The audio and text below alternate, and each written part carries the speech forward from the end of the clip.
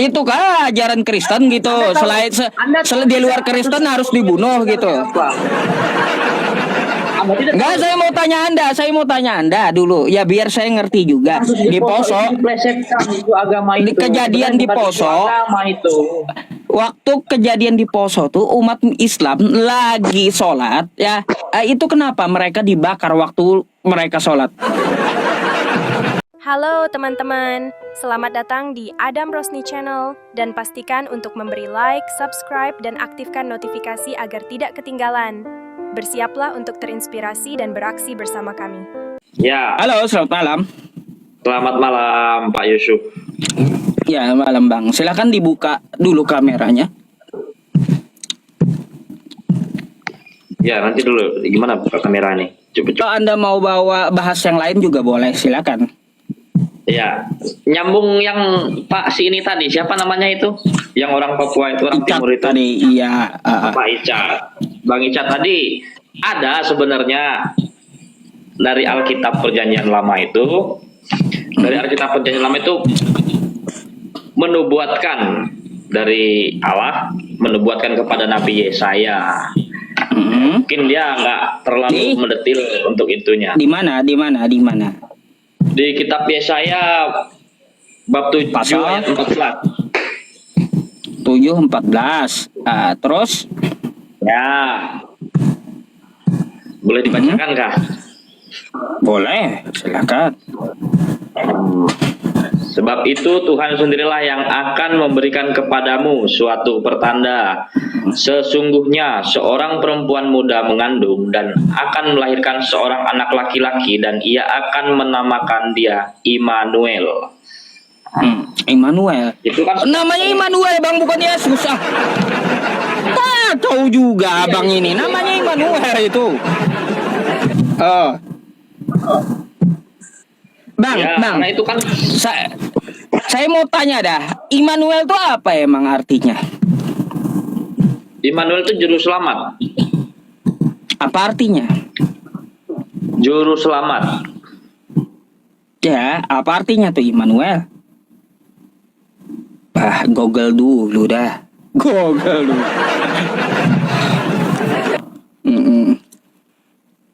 Apa Ya, arti Immanuel, Bang?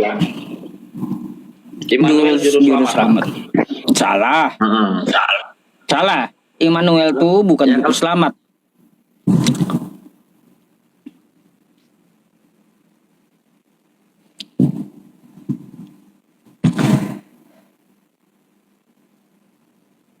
Saya soalnya sambil buka Alkitab juga ini.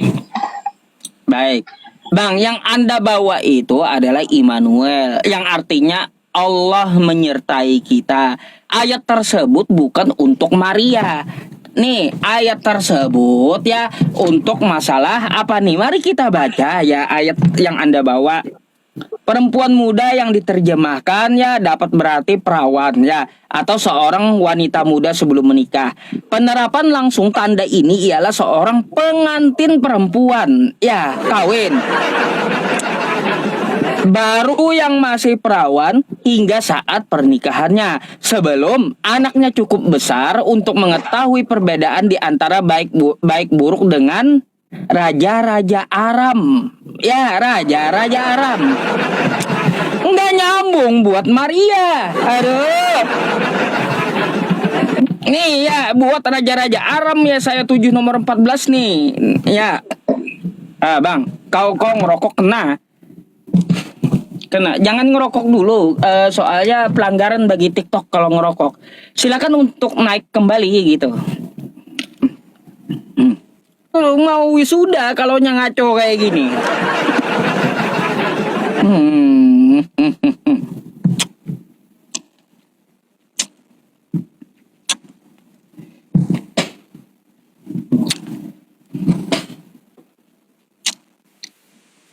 Ya. Oke, Bang. Itu ya sekali lagi ayat yang Anda bawa itu adalah Immanuel, tanda ajaib untuk raja-raja Aram yaitu Raja Ahaz. Bukan Maria atau Yesus, bukan. Gimana Gimana di sih? Ulangan bab 18 ayat 15? Jadi kita baca Alkitab itu jangan sepotong-sepotong, jangan hanya sepotong-sepotong ayat saja, dibaca sampai selesai gitu. Baik. Sekarang kita bahas ulangan 18 sampai 20. 15 sampai 20. Coba. Ulangan 18 Anda buka. Ya. Kira-kira Saya untuk bacakan siapa ya. tuh? Ya, silakan. Ayat 15 sampai ayat ke 20. 20. Seorang nabi dari tengah-tengahmu, dari antara saudara-saudaramu sama seperti aku, akan dibangkitkan bagimu oleh Tuhan Allahmu. Dialah yang harus kamu dengarkan. Nah, di ayat 15 ini sudah jelas, Bang. Yesus ini kan mati disalib, dikubur dan bangkit pada hari ketiga. Jadi perintah dari perjanjian lama itu sudah jelas mengarahkan itu. Nah, Baik. lanjut yang ke-16. Dulu, jangan ke 16 dulu, Bang. Kita bahas 15-nya dulu. Boleh? Ya. Oke, boleh. Oke. Nih, Ya. ya. Di sini nggak usah keras-keras lah, kan kita akan berdiskusi tentang Iya. lintas agama. Ulangan 18:15. Seorang nabi dari tengah-tengahmu, dari antara saudara-saudaramu, sama seperti aku, akan dibangkitkan bagimu oleh Tuhan Allahmu. Dialah yang harus kamu dengarkan. Bang, ulangan ini kitab Nabi Musa, betul? Betul. Betul. Kata Nabi Musa yang bangkit itu sama seperti aku. Nah, saya mau cek dulu, apakah cocok untuk Yesus? Bang, Nabi Musa, dia membelah lautan. Ada nggak mukjizat Yesus membelah? Menyembuhkan orang Itu sakit. dulu, itu dulu. Menyembuhkan orang sakit. Bagaimana? Ah, bukan itu menyembuhkan. Dan memberi makan 5.000 orang. Bang, yang namanya Itu Nabi mukjizat Musa, mukjizatnya mengubah tongkat jadi ular, membelah lautan. Kata Nabi Musa, dia sama seperti aku. Artinya dia mukjizatnya itu salah satunya membelah. Ada nggak Yesus mukjizatnya membelah? Tidak bisa dikatakan itu, tidak bisa. Yang penting dia bisa membuat mukjizat. Tidak harus membelah lautan atau membelah dunia ini. Berarti nggak cocok buat Ya, Yesus itulah. sudah. Juga ada yang lain. Karena beda. Karena mukjizat Yesus dengan Nabi Musa itu beda. Terus Nabi Musa itu dia memimpin Bani Israel berperang melawan Fir'aun. Yesus memimpin apa, Bang? Adakah Yesus itu sebagai panglima perang? Kayak Nabi Musa? Iya. Di mana Yesus memimpin pimpin bangsa apa? perang? Nabi Musa memimpin perang bangsa Israel dengan Fir'aun. Sekarang Yesus memimpin Israel enggak untuk perang? Sekarang nyatanya yang dinyatakan Nabi Musa tadi memimpin Israel, nyatanya pengikut Muhammad memusuhi Israel hingga kini kan? Hingga Kok ke kini. Nabi Muhammad? Yang kita bahas nih, kata Anda kan ulangan ini untuk Yesus. Sekarang saya mau tanya kepada Anda. Nabi Musa tuh dia pimpin Israel ya berperang dengan Fir'aun. Kalau ini untuk Yesus, nubuatan ini, Yesus pimpin apa coba? Apa yang dipimpin Yesus? Berperang sama siapa dia? Kan nggak ada. Kasih. Tidak. Makanya. Tidak mengajarkan perang. Nah, makanya. Tuh Anda bilang Yesus mengajarkan kasih, tidak mengajarkan perang. Cinta Yesus tidak pimpin perang. Berarti ulangan 18 nomor 15. Ulangan 18 nomor 15 bukan untuk Yesus. Beda jauh gitu.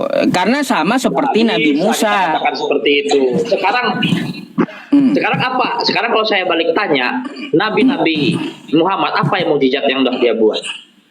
Loh, Nabi Muhammad mengeluarkan air dari jarinya, terus memberi makan puluhan ribu pasukan, terus juga menyembuhkan orang buta. Itu Nabi Muhammad, salah satunya juga membelah bulan. Terus nih Al-Quran nih juga nih, nggak ada yang bisa bikin. Yesus pun kagak bisa bikin kayak Nabi Muhammad kayak gini. Bayangkan, Ah, Itu tanda Nabi Muhammad ngarang. di mana ngarang? Itu tanda Sejarahnya. Nabi Muhammad ngarang. Sejarahnya ada. Ya kalau Nabi Muhammad ngarang, ada nggak yang bisa bikin kayak Nabi Muhammad? Ayo. Nggak ada. Berarti bukan Nabi Muhammad yang ngarang. Kamu yang ngarang berarti. Aduh. Sama-sama bilang yang lain ngarang. Nyata-nyata Nabi Muhammad ngarang, tidak ada sejarahnya itu Nabi Muhammad. Kalau dalam kitab kami tidak ada Nabi Muhammad sejarahnya bisa membuat mukjizat selain Nabi-nabi Bang. Musa dan Bang. Nabi Isa. Kitab kau itu kan katanya dari abad pertama, dari abad keempat manuskripnya. Nabi Muhammad belum lahir. Ya jelas nggak ada. Nabi Muhammad nggak ada, nggak nyambung. Ya makanya pengikut Nabi Muhammad itu nggak nyambung kalau bahas isi tentang ini karena pemahaman mereka nggak ada. Nggak ada. Gini, saya udah tunjukkan sama si Icap tadi ayat yang ini, ya.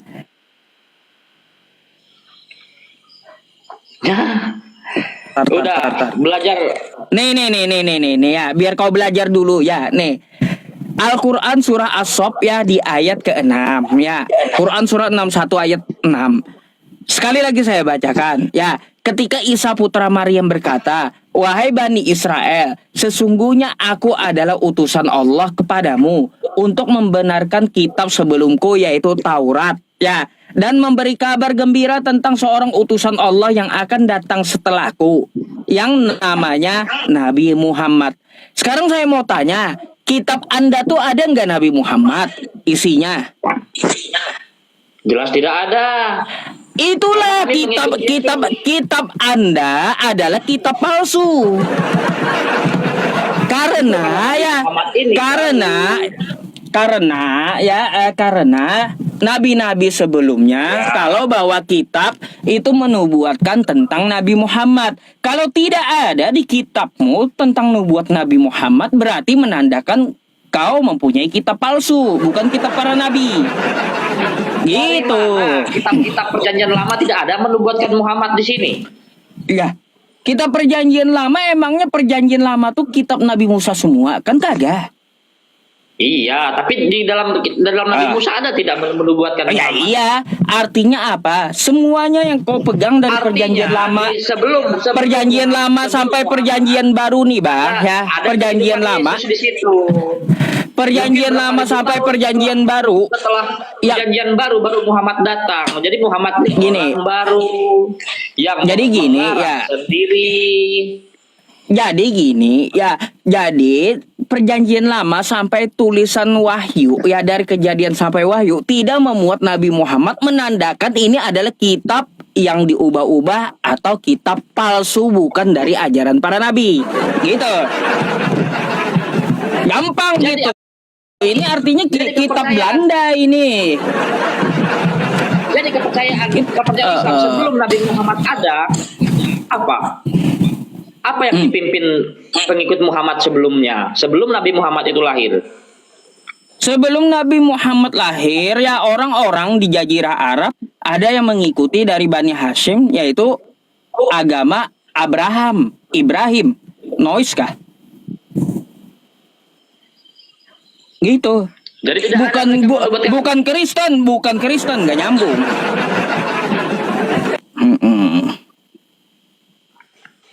Kalau di dalam Al-Quran itu fungsinya sebagai apa?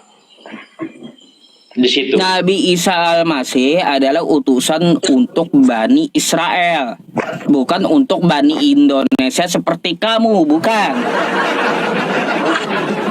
Sama seperti Yesus berkata di Matius 15 nomor 24, dia diutus untuk Israel. Terus dia memesankan kepada muridnya yang 12 tuh ya, jangan mengajarkan ajaranku keluar Bani Israel. Jadi nggak ada hubungannya Yesus dengan kau, Bang. Nggak ada. Coba baca Matius 10 nomor 5 sampai 6. Gitu. Matius 10 tadi ya. Ya, Matius 10 nomor 5 sampai 6. Oke, kita baca Matius 10 nomor 5 sampai 6. Yesus mengutus ke-12 rasul. Ke-12 murid itu diutus oleh Yesus dan ia berpesan kepada mereka, janganlah kamu menyimpang ke jalan bangsa lain atau masuk ke dalam kota orang Samaria, melainkan pergilah kepada domba-domba yang hilang dari umat Israel. Sekarang saya mau tanya sama Anda. Bang, saya mau tanya, Anda Israel atau bukan sih? Ya bukanlah. Bukan, berarti nggak ada hubungannya Anda dengan Yesus. Nah kalau Indonesia apa? Ya kalau Anda apa hubungannya dengan Nabi Muhammad? Loh, kalau Nabi Muhammad diutus untuk seluruh manusia. Tertulis tidak dengan detail bahwa Nabi Muhammad harus memberitakan Al-Quran ke seluruh pelosok negeri. Oh, ada. Quran surah Al-Anbiya ayat 107. Wa ma arsalnaka illa rahmatan lil alamin. Untuk seluruh manusia Nabi Muhammad. Tuh. Terus kalau kita melihat di ayat yang lainnya juga ya Quran surah Al-Baqarah. Yesus hidup, Bang. Indonesia itu tah masih jadi lautan, tah masih jadi hutan, kita nggak tahu. Bang, entah ya. ada penghuninya atau belum, kita juga nggak tahu. Bang, manusia itu bukan cuma bangsa Israel. Ada orang Samaria. Di luar Israel ada Romawi dulu kan gitu. Jadi bangsa apa? Coba Bang, ayo. yang namanya di Indonesia nih bukan bangsa sebutannya, tapi suku-suku yang banyak dulu. Ada suku Melayu, ada suku Batak, ada suku Jawa, ada suku Papua, kan ada suku Bugis. Kan kayak gitu Indonesia nih. Apanya? Dan atas dasar apa Anda mengikuti Nabi Muhammad? Oh iya, atas dasar Quran menyuruh untuk mengikuti Nabi Muhammad. Al-Baqarah ayat 119. Tuh, inna arsalnaka bil haq. Sesungguhnya kami Muhammad mengutus engkau dengan kebenaran untuk memberikan kabar baik kepada seluruh manusia. Dasar saya ada. Lalu saya tanya, Anda bangsa Indonesia atas dasar apa Anda mengikuti Yesus? Sedangkan Yesus tidak untuk bangsa Indonesia. Karena dalam hati yang sesungguhnya, dan ini benar-benar saya katakan, karena Yesus juru selamat. Juru selamat. Meskipun tidak ada di dalam Alkitab bahwa Yesus harus mengajar sampai ke Indonesia sekalipun, tapi kami setia pengikut Kristus karena yang diajarkan itu cinta kasih. Jadi tidak seperti sorry kali Bang ya. Muslim. Sorry kali. Kristen tuh. Muslim selain daripada Muslim itu dianggap kafir. Oke, ya. Itu kami juga menghormati kepercayaan lain. Bang, selain ya pengikut Yesus itu adalah domba tersesat, sama sebutannya masing-masing. Kita nggak perlu mempermasalahkan kafir atau domba tersesat kan kayak gitu. Daripada dirimu tersesat, lebih bagus tinggalkan saja, tutup saja Al-Qur'anmu. Al-Qur'anmu dikarang oleh Nabi Muhammad yang mati sampai gini. Coba kau buktikan dulu ya. Nabi Muhammad mengarang Al-Qur'an tuh di mana? Coba silakan. Ya, kau buktikan dulu Nabi Muhammad mengarang Quran tuh datanya dari mana itu? Coba. Namanya orang mengarang ini kan bebas, karangan bebas. Asumsimu. Bang. Kalian mengikutinya. Gini ya. Sedangkan kalau Muhammad bukan juru selamat manusia. Gini Bang, ya. Dia itu orang gini, biasa. Bang. Kalian saja yang dibodoh-bodohinya, mau mengikutinya. Oh, enggak. Bang, Nabi Muhammad itu tidak membodohi kami, ya yang membodohi itu Paulus, gitu. Dari dulu ajaran para nabi melarang menyembah manusia, sampai Yesus melarang menyembah manusia. Ya, Nabi Muhammad pun melarang menyembah manusia. Dari buahnya Paulus menyuruh menyembah manusia. Kalian Kristen dibodoh-bodohi Paulus. Kayak gimana sih Nabi Muhammad nggak ada mengarang Quran? Saya minta datanya sama Anda nggak bisa buktikan. Jadi saya harap ya kalau berdiskusi dengan saya, Anda menjustis sesuatu itu harus ada datanya gitu. Nah gitu, dibiasakan kayak gitu agar tidak ngarang. Ayo, coba dasarnya apa? Yesus aja mengatakan di Matius 15 nomor 24, yang di luar Israel terus menyebut dia Tuhan, lalu menyembah dia, itu adalah anjing bagi Yesus. Gitu Bang.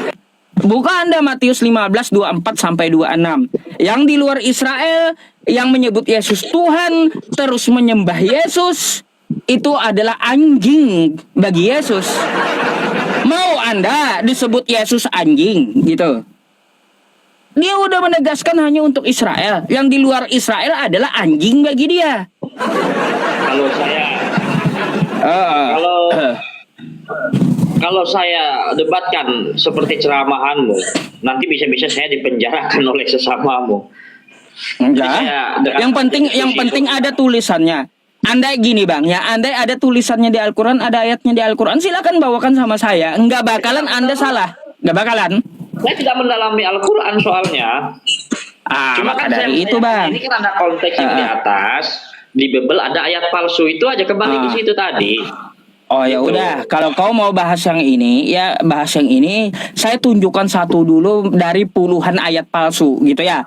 Nih, kitabmu yang ayat palsu, coba buka 1 Yohanes 5 nomor 7.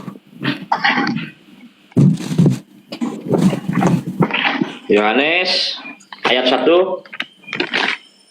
pasal Yohanes Surat Yohanes 1 Yohanes 5. Oke. 1 Yohanes 5 nomor 7 coba. Tuh yang sebab ada 3 yang memberikan kesaksian dalam surga, kan kayak gitu. Yang di dalam kurung tuh ada dalam kurungnya. Bapa, Firman dan Roh Kudus. Yang itu ayatnya. Yohanes 1 Yohanes 1 Yohanes, surat Yohanes 1 Yohanes 5 nomor 7.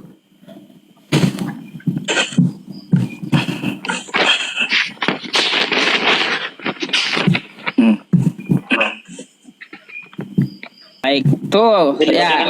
Sebab ada 3 nih, kita baca dulu ya. Kita baca dulu. ayat. Alkitab Sabda, ya dari Alkitab Anda yang saya buka. 1 Yohanes 5 nomor 7. Sebab ada 3 yang memberi kesaksian dalam kurung. Ada juga dalam kurung ya. Di dalam sorga Bapa, Firman dan Roh Kudus. Ketiganya adalah satu. Ini adalah ayat Tritunggal. Ini adalah ayat palsu menurut kitab Kristen sendiri. Coba Anda buka nih Bang ya. Ini saya nggak mengada-ada, kita ke sini ya. Nih, ke tafsir catatannya. Nih, coba Anda perhatikan di layar. Nih, kita ke tafsir atau catatan. Ya, tentang ayat ini nih ya. Bagian ini pasti tidak asli. Ini kata dari Alkitab Anda sendiri, dari penerjemahnya mengatakan ini adalah ayat palsu atau pasti tidak asli. Alasannya kenapa? Karena bagian ayat ini tidak terdapat dalam naskah-naskah Yunani yang paling tua dan tidak pula dalam terjemahan-terjemahan kuno. Gak ada naskahnya. Jadi ini menurut penerjemah Bible adalah ayat palsu, gitu.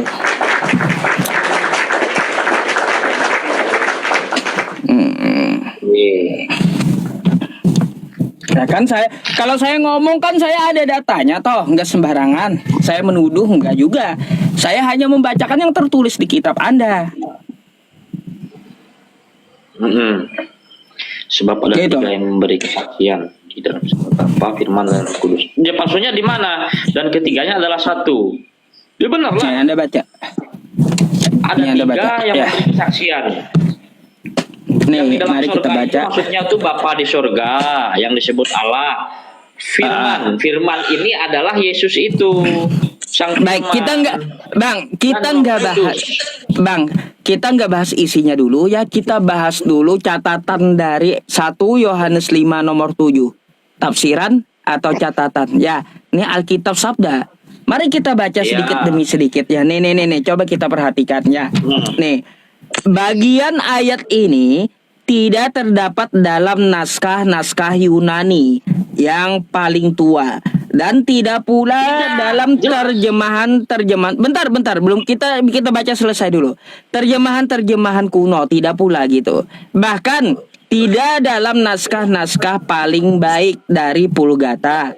Bagian ini kiranya aslinya sebuah catatan di pinggir halaman, bukan ayat, tapi catatan kaki.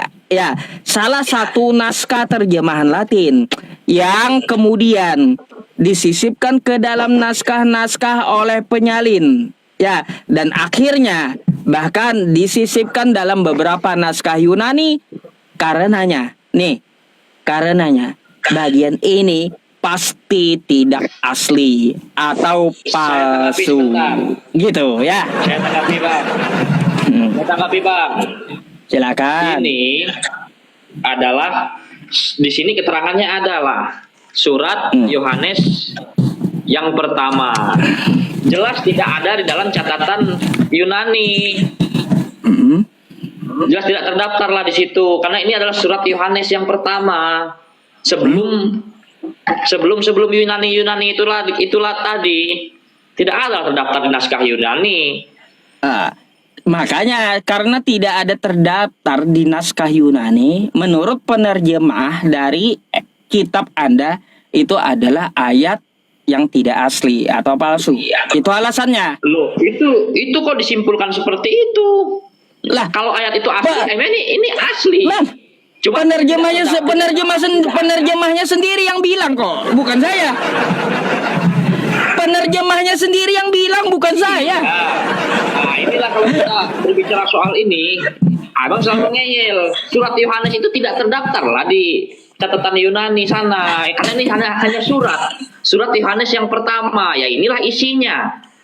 Surat Yohanes bukan seperti kitab Yohanes. Ini adalah suratnya Yohanes. Begitu. Oke. Jadi Ya, ada ini catatan Bang. Yunani. Kalau saya nggak mempermasalahkan, tapi yang menyatakan palsu adalah penerjemah kitab Anda. Bukan saya yang mengatakan itu ayat palsu, tapi lembaga Kristen Anda, penerjemahnya yang menyatakan itu ayat palsu. Perlu Anda garis bawahi gitu. Saya hanya beritahu gitu, ya. Mau lagi ayat yang lain yang palsu. Nih, saya langsung kasih 10 ayat yang palsu, ya.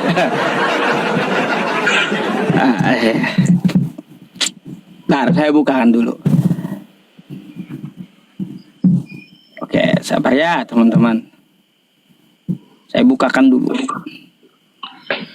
Biar abangnya tahu dan mau belajar gitu ya. Nanti dikira, Ya, saya kita cari cuma menuduh kan gitu. Iya. Oke Bang, jadi kayak gini. Anda tahu nggak Bang, naskah Yunani tertua dari kitab Anda tuh, itu kodeks apa? Naskah Yunani yang tertua dari kitab kami, konteksnya apa? Kodeksnya apa gitu? Anda tahu nggak? Enggak tahu. Nggak tahu. Baik. Kodeks tertua naskah dari Bible Anda tuh adalah Kodeks Sinaiticus yang bahasa Yunani ditemukan di abad keempat. Terus Kodeks Vaticanus yang ditemukan naskah Yunani di abad kelima. Nah nih saya tunjukkan, ini adalah kodeks yang dipakai oleh Kristen seluruh dunia nih. Kodeks Sinaiticus. Nih, ini naskah Kristen nih, bahasa Yunani. Nah sekarang kita lihat nih Bang ya. Yohanes, ini Yohanes lagi nih yang saya bawakan. Yohanes bab 8. Ya, ini ayat yang ditemukan dari ayat 12 ya. 1 sampai 11-nya nggak ada. Oke? Yohanes 8 dari ayat 12. Nih. Coba Anda buka di kitab Anda. Yohanes 8 dari ayat berapa coba? Nih. Dari ayat 1. Sekarang 1 sampai 10 tuh firman siapa itu? Padahal nggak ada teksnya, nggak ditemukan gitu. Tiba-tiba dari ayat 1 itu Yohanes 8 itu 1 sampai 10 firman siapa? Nih, yang 1 nih. Firman siapa ini? Sedangkan di kodeksnya ya Bang ya, dari ayat 12 tuh nggak ada Yohanes bab 8 katanya tadi. Yohanes bab 8. ya. Nih. Yohanes bab 8. Teks Yunaninya dari ayat 12 adanya yang ditemukan. Oke? Jadi yang dari 1 sampai 10 sampai 11 nggak ada. Itu mana tuh? Ya. Itu siapa yang tukang tambahi gitu ayat-ayat palsu tuh?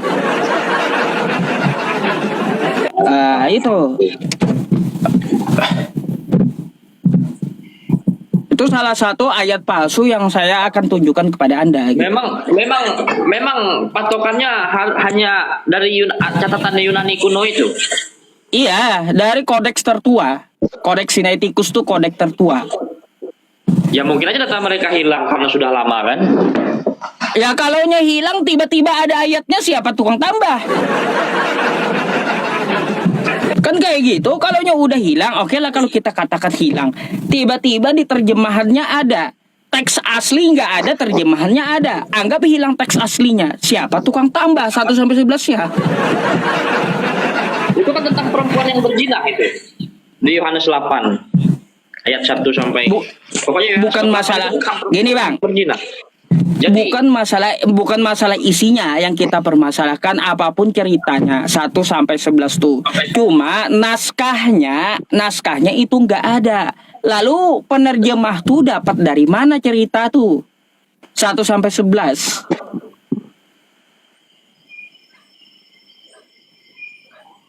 Bayangkan dari mana?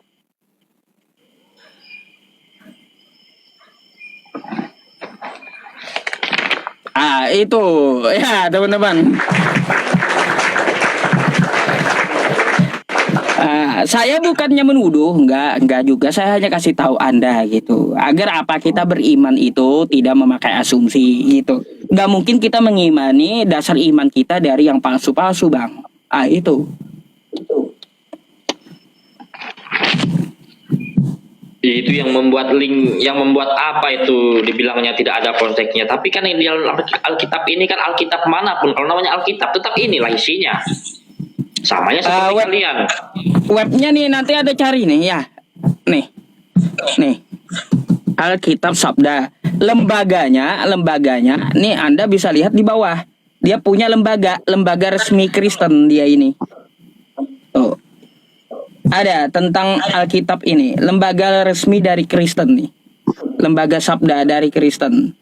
Dia punya yayasan sendiri gitu. Yayasan sendiri dari lembaga Kristen. Jadi yang mengatakan itu lembaga, bukan seseorang, bukan, tapi lembaga Kristen sendiri. Ya, anggaplah sejarah. Ya, anggaplah kayak lembaga Alkitab Indonesia, kan itu bentuknya lembaga gitu loh, bukan perorangan, bukan. Jadi seperti itu. Atau udah saya kasih tahu tuh mana aja ayat yang palsu di kitab Anda yang tidak punya dasar dari terjemahan tersebut. Gitu.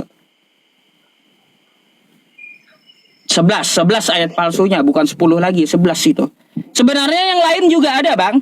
Cuma itu dulu dah yang saya kasih tahu. Ya nanti sakit kepala Anda nyarinya kebanyakan. Karena tidak bisa kita mencari ayat ini di catatan Yunani. Gimana kayak kita menyatakan ini yang sudah tertulis di Alkitab?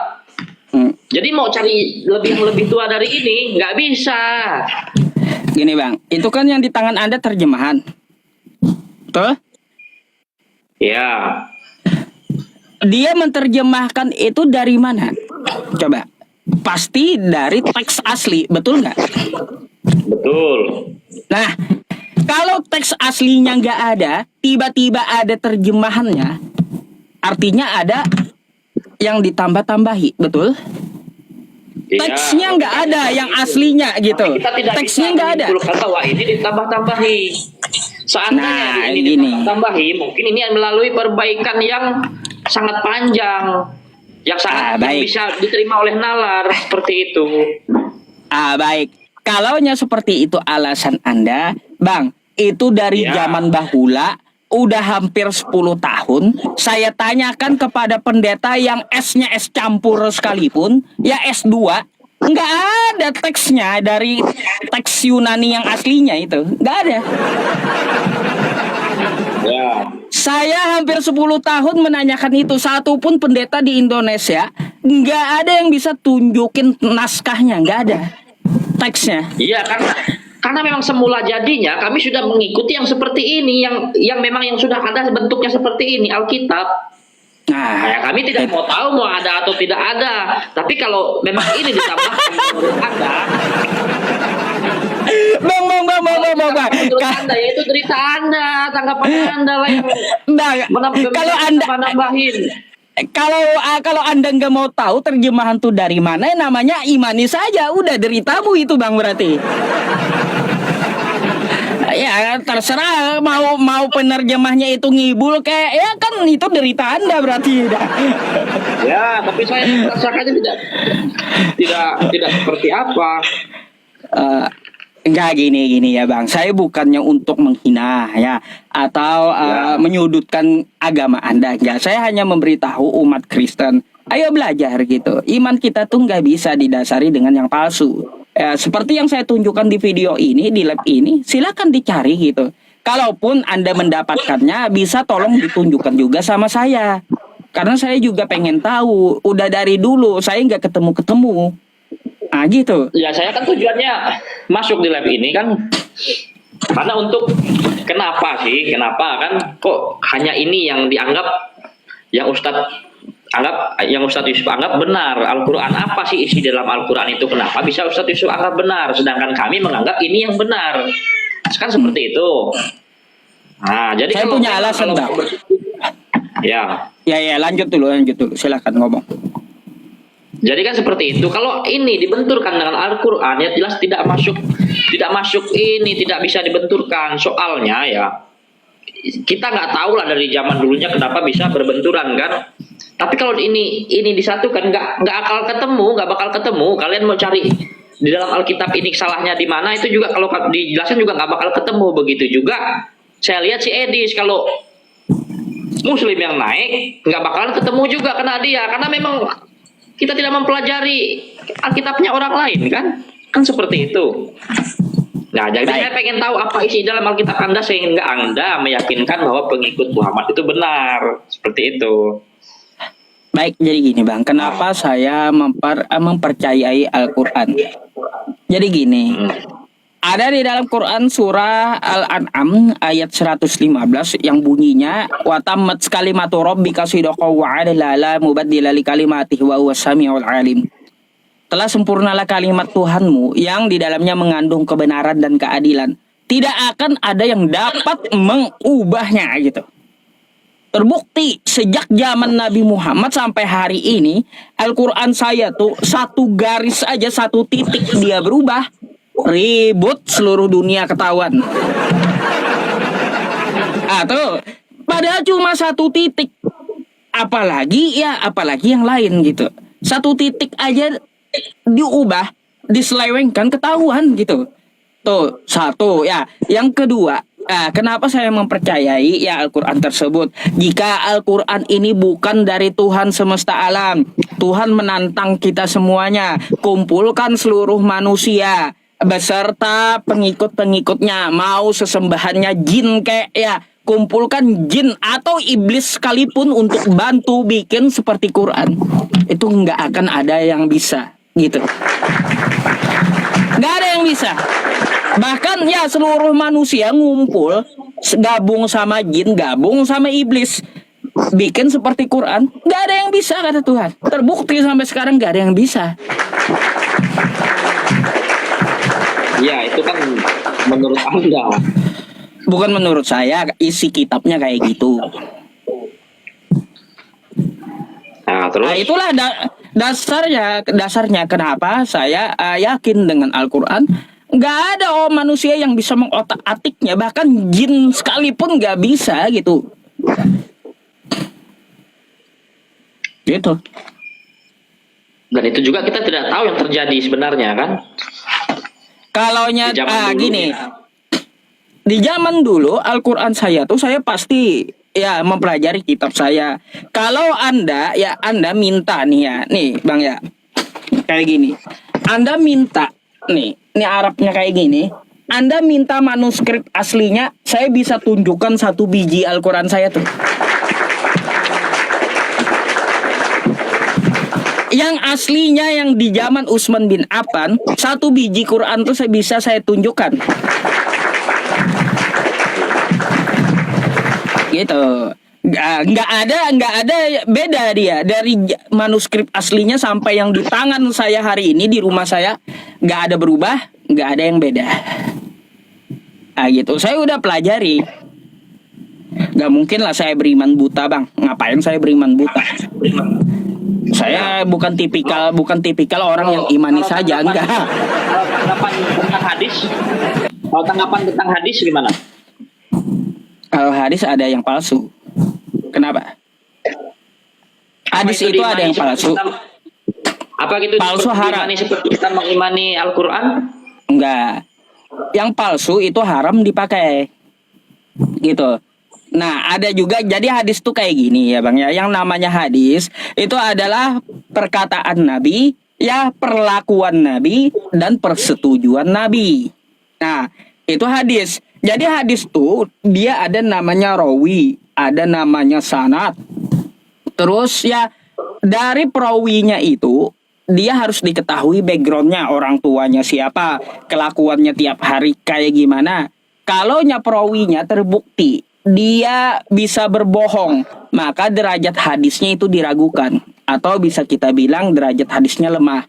Kalaunya lemah untuk motivasi amalan itu masih bisa dipakai kalau doif.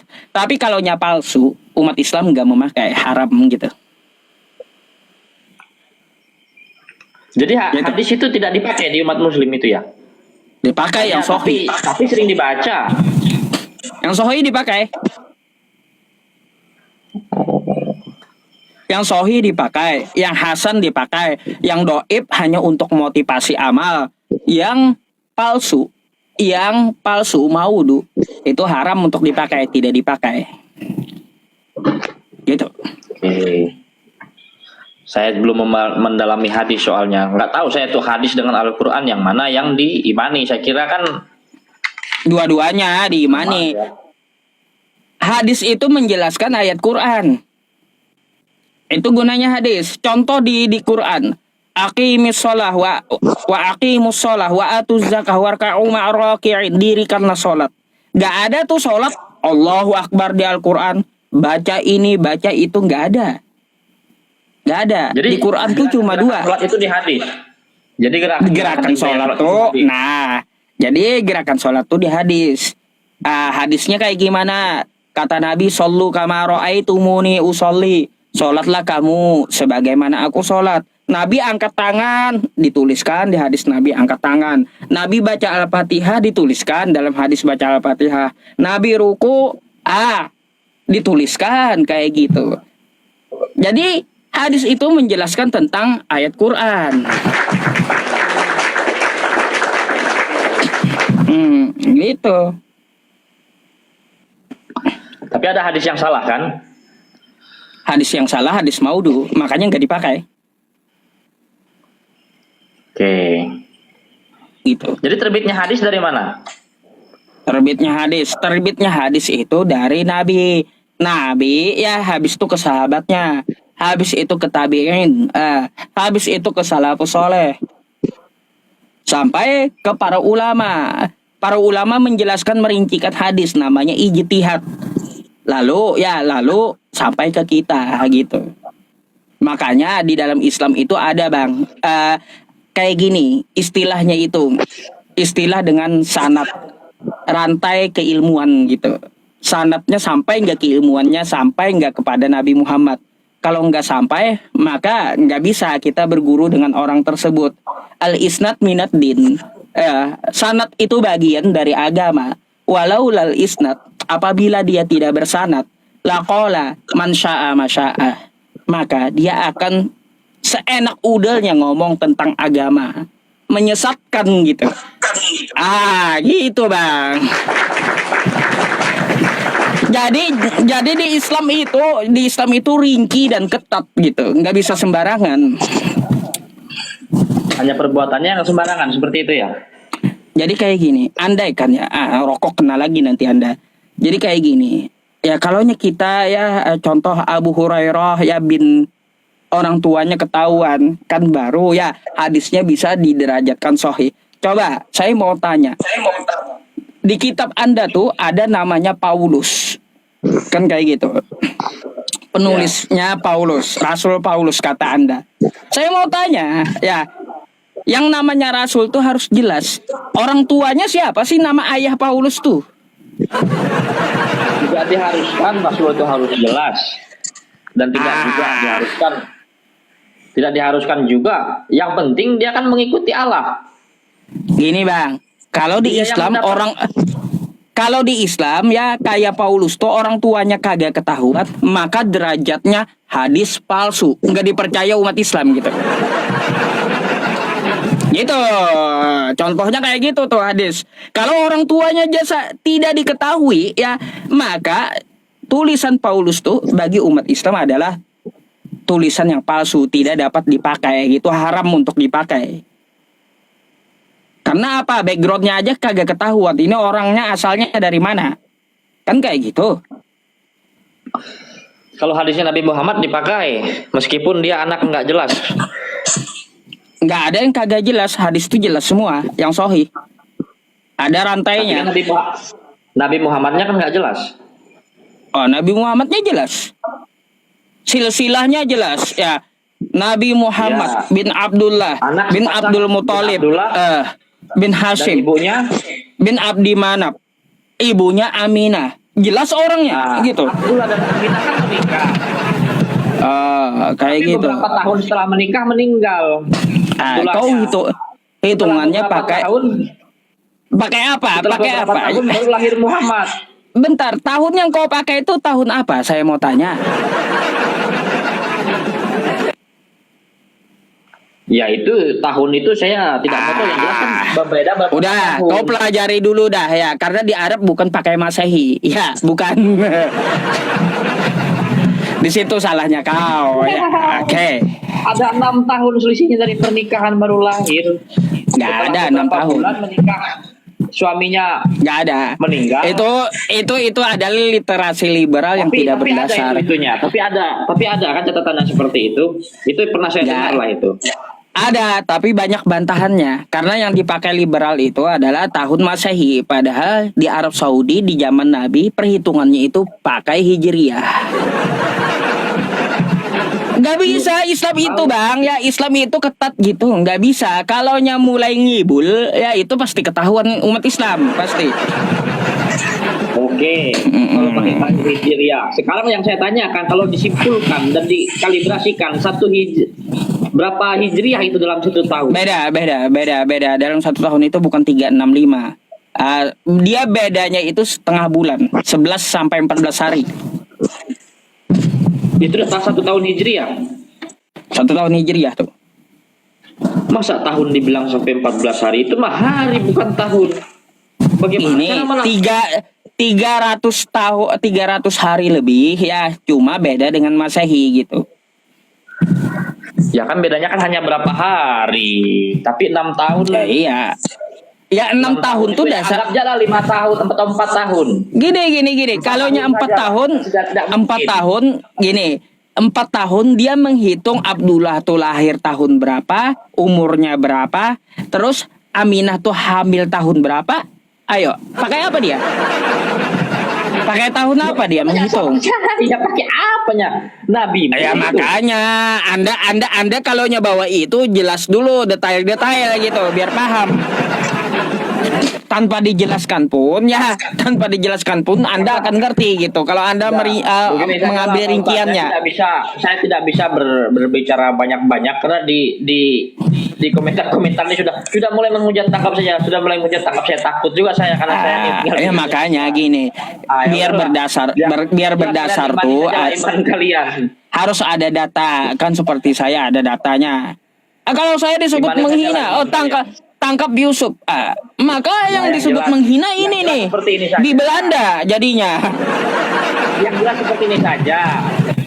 Orang lagi nyanyi-nyanyi di gereja, dilempari kacanya. Itu kan ajaran siapa? Karena menganggap selain dari Bang. muslim itu kafir, ya udahlah. Bang, baik Kita kayak kan gini. bicara Saya mau fakta dan tanya. realita. Waktu Islam di Poso tuh lagi sholat, kenapa mereka dibakar waktu sholat? Itu kan ajaran Kristen gitu. Selain di luar Kristen harus dibunuh gitu.